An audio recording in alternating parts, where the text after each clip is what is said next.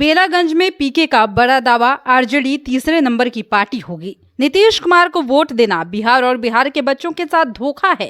तरारी में जनसुराज का झंडा फाड़े जाने पर भी प्रशांत किशोर ने बयान दिया है। उन्होंने कहा कि आप जनसुराज का झंडा नहीं फाड़ रहे, जनसुराज के झंडे पर महात्मा गांधी की तस्वीर है। आप महात्मा गांधी का झंडा फाड़ रहे हैं। ये दिखता है कि आपकी प्रवृत्ति क्या है और आपका संस्कार क्या है। सुरेंद्र यादव के त्रिनेत्र वाले बयान पर भी प्रशांत किशोर ने बयान दिया।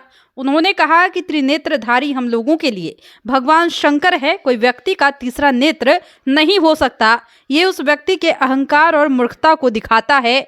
बेलागंज की जनता धूल चटाएगी। और प्रशांत किशोर ने किस तरीके से नीतीश कुमार पर हमला बोलते हुए आरजेडी को तीसरे नंबर की पार्टी बताया है, वो आप सुनिए। भाई, बेलागंज में 35 साल से अपराधियों ने अपना कब्जा किया हुआ है। जो आपराधिक प्रवृत्ति के लोग हैं, जो राजनीति करते हैं, अपराध जिनका मुख्य पेशा है, उन लोगों ने बेलागंज को कब्जा किया हुआ है। और जिन मुसलमानों की ताकत से वो ये कर पा रहे थे, जिस रस्सी का इस्तेमाल करके वो लोग ये ताकत बनाए हुए थे, वो रस्सी जनसुराज ने काट दी है और उसी रस्सी को लगाकर उनको उल्टा टांगा है। और तीसरे नंबर पर रहेगी आरजेडी। आप नोट करके रख लीजिए।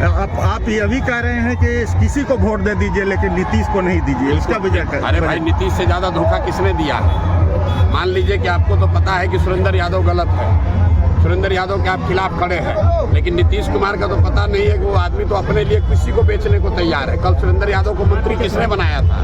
नीतीश कुमार ने बनाया था। आज जमीन का सर्वे करके जमीन घर घर झगड़ा लगाने का काम कौन कर रहा है? नीतीश कुमार कर रहे हैं। स्मार्ट मीटर लगाकर गरीब का घर में अंधेरा कौन कर रहा है? नीतीश कुमार कर रहे हैं। जो पूरा भ्रष्टाचार फैला हुआ है, किसके राज में फैला हुआ है? नीतीश के राज में फैला हुआ है।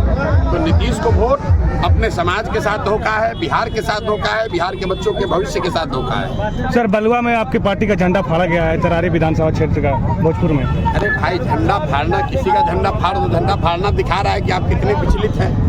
अगर एक और लोग कह रहे हैं कि जनसुराज की ताकत नहीं है और दूसरे ओर जनसुराज का झंडा भी उतार रहे हैं, झंडा पर महात्मा गांधी हैं।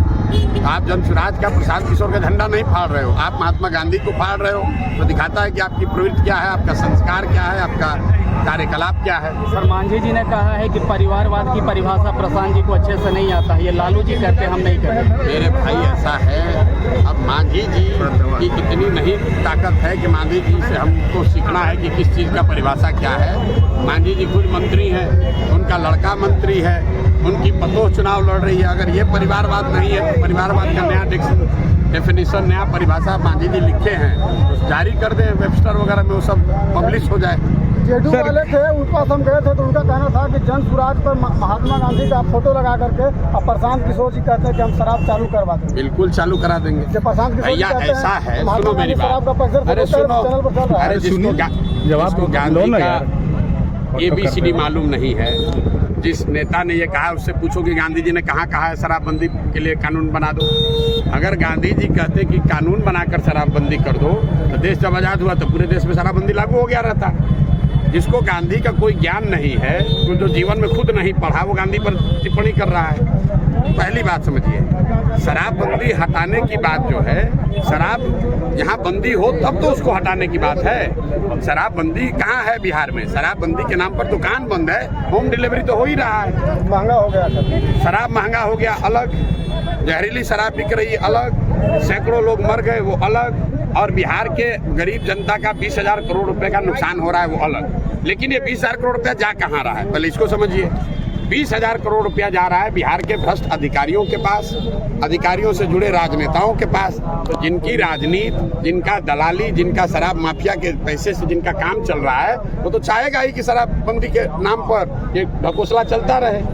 कहाँ पर शराबबंदी है? हर गांव में तो शराब बिक रहा है। सर, केंद्रीय मंत्री गिरिराज सिंह कहे हैं कि राहुल गांधी देश में गृह युद्ध करना चाहते हैं। तो भैया, गिरिराज जी केंद्रीय मंत्री हैं, राहुल गांधी विपक्ष के नेता, उन दोनों से बताइए, हमको उसमें क्या बोलना। सर, सवाल ये है कि सुरेंद्र यादव कह रहे हैं कि तीसरा नेत्र खोलेंगे, त्रिनेत्र खोलेंगे। देखिए, एक दिनकर, महाकवि दिनकर ने एक वाक्य कहा है, जब विनाश मनुष्य पर छाता है, विवेक पहले मर जाता है। त्रिनेत्रधारी हम लोग के लिए महादेव शंकर हैं। कोई व्यक्ति का तीसरा नेत्र नहीं हो सकता है। अपने आप को त्रिनेत्रधारी बताना, तीसरा नेत्र वाला बताना, ये दिखाता है कि आदमी कितना अहंकारी तो है ही, साथ साथ मूर्ख भी है। और बेलागंज की जनता इसकी मूर्खता और इसके अहंकार को दोनों को इस बार धूल दूषित करेगी। और आप देखेंगे कि पानी पीने को नहीं मिलेगा इस चुनाव के बाद। इतने बेचारे व्याकुल हैं। कुछ अब उस आदमी को देखिए, 2 दिन पहले उसने बयान दिया कि जो अमजद साहब हैं वो हमारे बेटे के दूसरे अब्बा हैं। जरा उनका जरा सोच देखिए। खुद को कह रहा है कि हम कितने बड़े ज्ञानी आदमी है। सुनिए, एक बार अपने आप को भगवान शंकर बता दिया, दूसरे ही क्षण कह रहा है कि अमजद साहब हमारे बच्चे के दूसरे अब्बा हैं। तो भाई ये आदमी का मानसिक संतुलन हार को देखकर गड़बड़ा गया है और कुछ अनाप शनाप बोले जा रहा है।